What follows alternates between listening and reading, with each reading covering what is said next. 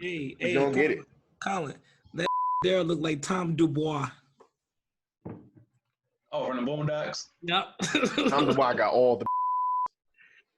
No, he don't. No, you don't. Hey, okay, I ain't bro, seen I need him. to go to your barber because your lineup is legit on point. I know, bro. That thing is like Bro. a sharp, well-run route in the NFL by a wide Right. receiver. That's all it Like is. Steve Harvey line. Like, Yep. you look at the Jalen Rose line, bro. He Is that a took his razor edge time. up? He took his time. Is that a razor edge up? Yes, it is. That's Like crispy, bro. you know how good this edge up was, bro. Like he put these black gloves on, and he squoze my skin, and shaved each individual hair off of the crunched up skin. Yeah, you're gonna have to send me his number. I'm gonna try him. Sure, Harvey yeah, did good yeah. on my hair, but Not like that. not right. Yeah, let me- Send me the number too, bro, because I need something done on Tuesday before I go out of town. I got you. Hey, welcome to the Black Umbrella, where all we do is whine about the world around us. Right now, subscribe to this podcast to receive updates about new episodes and content at umbrellapodcast.com. And don't forget to hit the bell icon on our YouTube page to get notified of new visuals. This is a show for every hyphen American. We are your hosts, Dibs, C. Watt, and Attorney General Borix, Chris Jones. Let's start the show. Got it. I hate One take, Savage. I hate everything about you. Just so you know. Did y'all get any of that? Did y'all get any of the Savage Fenty Men for yourselves? Low key, I looked into it. I have not actually purchased anything, but I definitely plan on it. Smoker's Jacket is fire. I Wait a watched the minute, show. Wait, what is this? Rihanna's? She got stuff out for men's. Mm-hmm. Yeah. She got drawers. She got pajamas. Everything, she got everything but an album. Bro, I was this close. I went to the website. Everything was sold out. I was gonna get the whole shebang. She got plenty of women's stuff, but all the Savage Men is gone. Is it expensive? No, it's like the Smoker's Jacket that I wanted was like $30. Word? Yeah, it was cheap as hell. Yeah, her stuff is not. Her stuff is not generally too expensive. So these are like Fashion Nova prices. I would say, but yeah, but that's about right. But I don't really look into Fashion Nova, so I'm assuming so. It's in between Forever 21 and ASOS. I don't even know what the hell ASOS is. Yeah, me either. You lost. Oh, y'all got to get hip to ASOS, bro.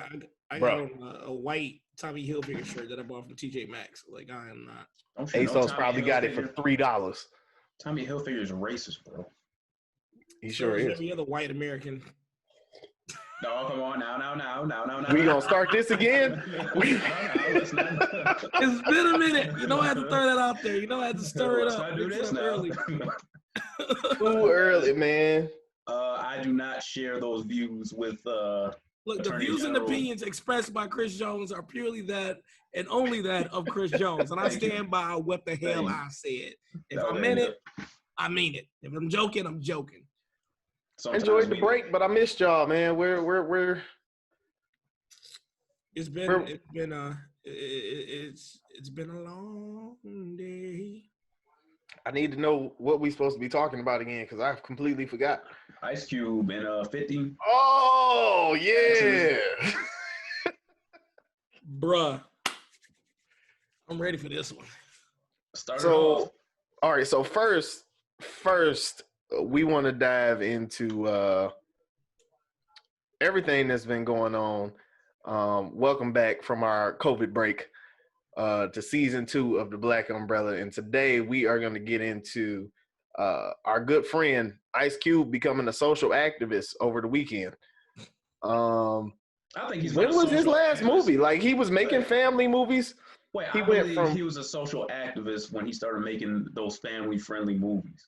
No, because Are We There Yet didn't have a message at all. What do you mean? It's family togetherness. I saw no politics. He hated taking in another chick's kids, bro. That just sounds like some simp shit to me. Like it's not. Jesus. I'm just saying, like let's call it what it is.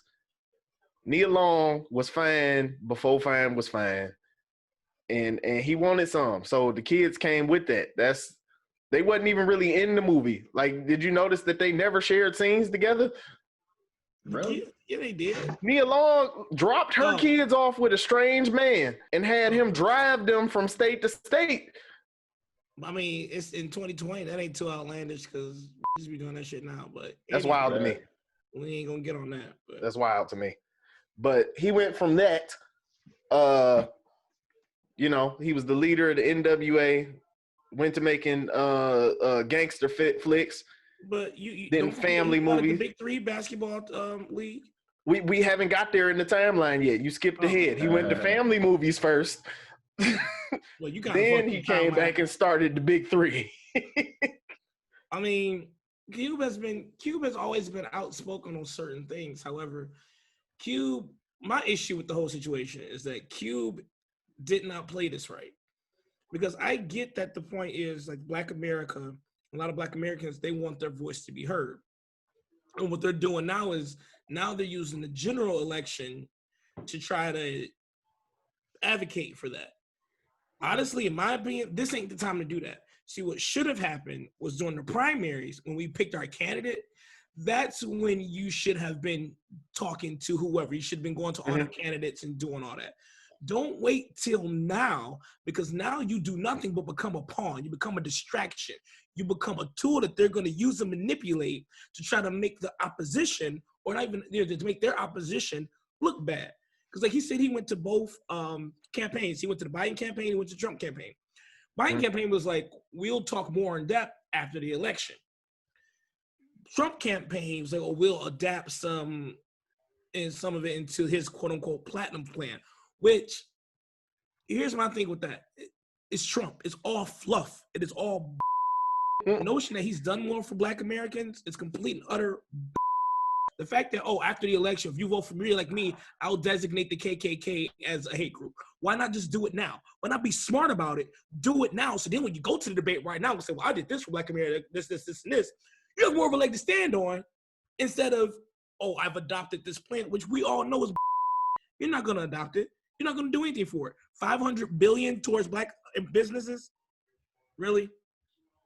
I'm gonna be honest with you. I didn't even take the time to read the plan because I already knew where it came from, and I'm like, that's not happening. It's a lie, just like everything else. Now I did go and read what Ice Cube was presenting to both candidates, the contract for Black America, and I agree with most of it. Number 4, where he's talking about ownership, owning homes. The government actually helping what they helped destroy up until recently. Repairing that, the form of is really a form of reparations when you get into helping people build wealth through home ownership and education, giving education reform. And one thing that stood out to me in the contract with Black America was number 13, where Ice Cube talked about Black people having an accountability for themselves. So, I think once we get that education, once we get these housing vouchers or however they want to do it, the accountability part is going to be key, because you really can't uplift the value of something until the quality of people pushing that value change. I agree. But the notion that, and here's the thing, like some of the stuff he's proposing, if you look at what Trump has done in relation to that policy, it's the complete opposite.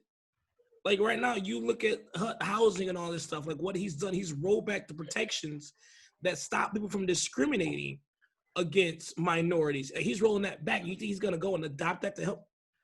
He's in turn making it, those policies were put there to help protect people. Like in the military, we have the saying, like if something has to be told and it's broken down for you and telling you how not to do it, or if you have to do something, it's because somebody already done it.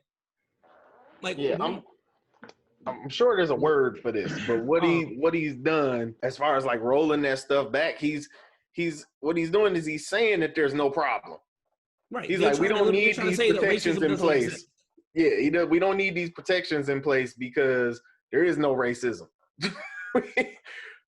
That's the logic behind it. Right. That's why he did the whole diversity training. He got rid of that, all that because it's quote unquote un-American. First of all, racism is the most American thing since baseball and apple pie.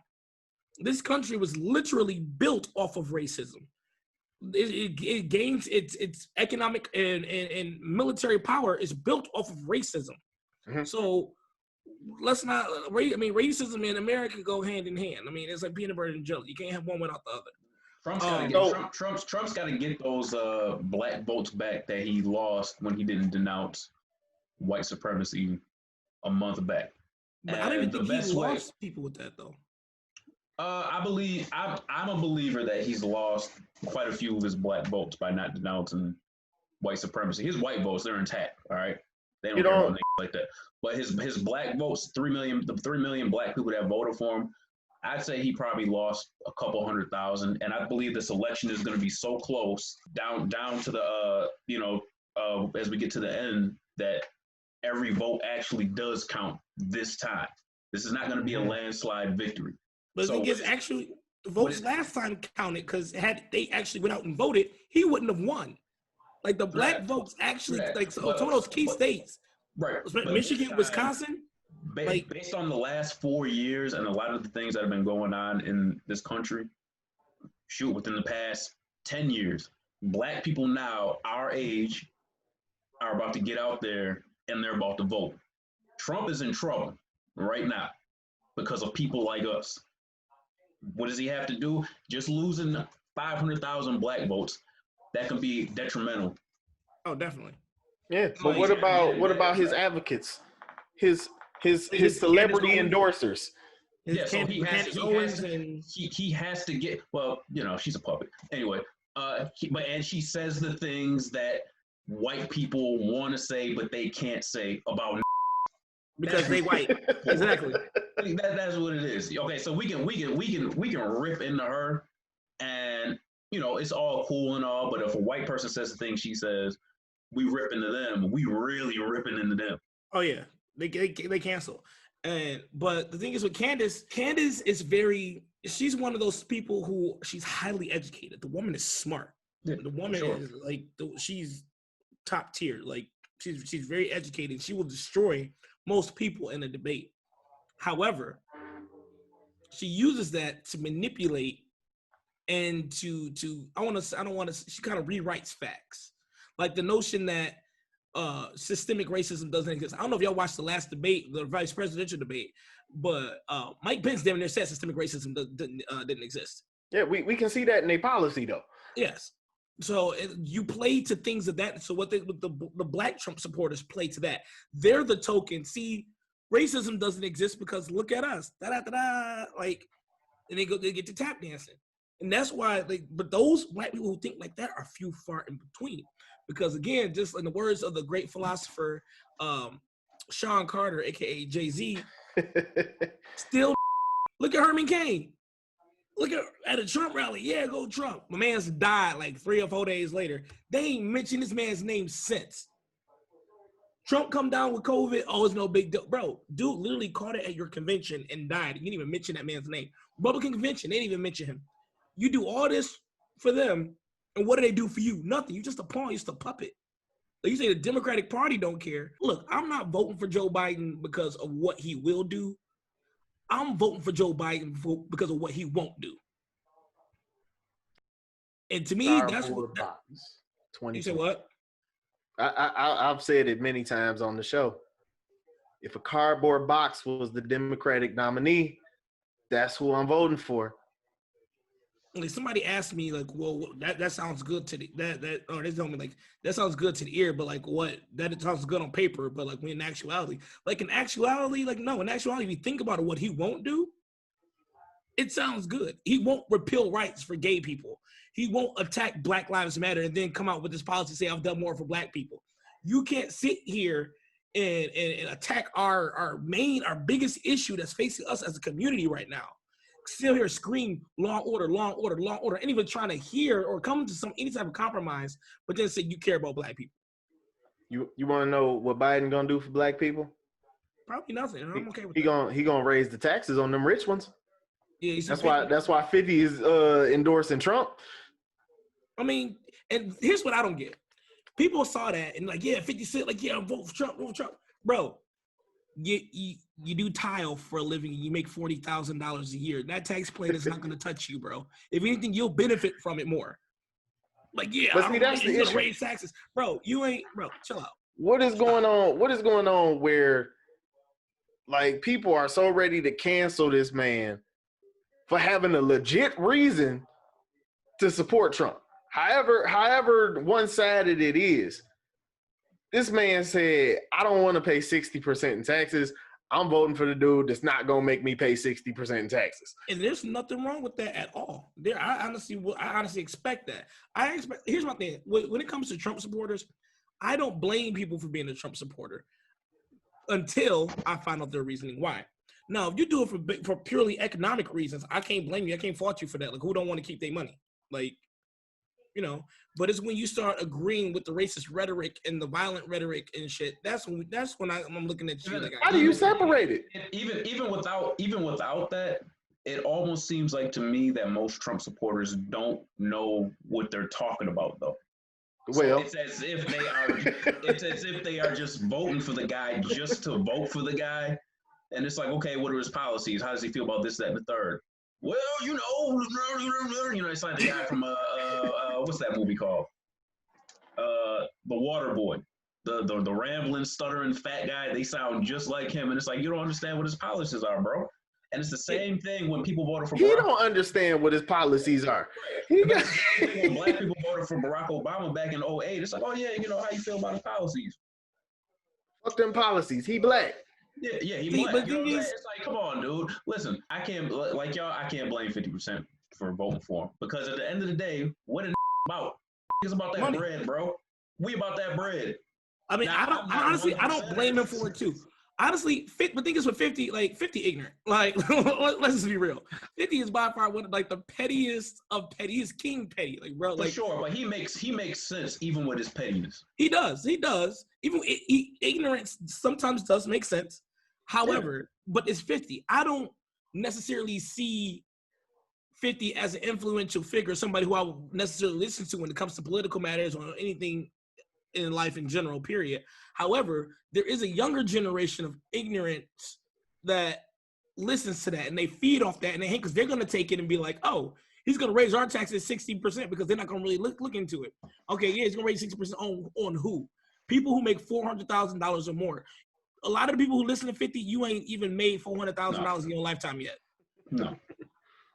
So it's like you don't, but they're uninformed. So when he say like, you got to be responsible. You gonna put that out. You got this platform. You want people to come subscribe and watch your shows and. All right, cool. You can't sit here and say that I'm not a role model or like I'm not somebody with a platform, not somebody in a position to stand. No, you got to be responsible with that. Maybe the expectation is too high for. Maybe that's what expectation is too high for celebrities. We put them on a pedestal for No.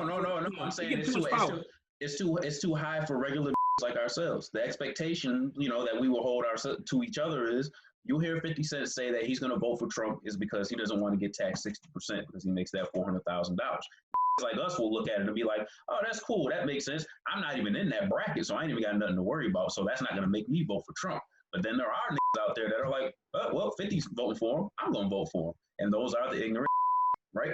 So maybe, like I said, the expectation is a little too high and some just ain't as smart as we thought they should be. Or not even smart. Just, I don't know. I mean, that's rudimentary thinking right there. And let me clear something up. When we say these, we talking about everybody. Right. We talking about everybody. Yeah. White people, you too. Yeah. Right. We talking about everybody. Matter of fact, I believe most of 50's fan base nowadays is probably the Caucasian group. The frat boys and all people on TikTok. White people are just now finding out about Get Rich and Die Trying. They're just now hopping on that. What is that? Why is that resurfacing? People like, oh yeah, the massacre was a classic. I'm like, what? Like, why are y'all listening to that? Is this 2004 all over again? Like, yeah, what? I mean, even hood dudes, man, they ain't about that life no more. Like, they wear skinny jeans now. those rules and things that they went by back then, they don't apply no more.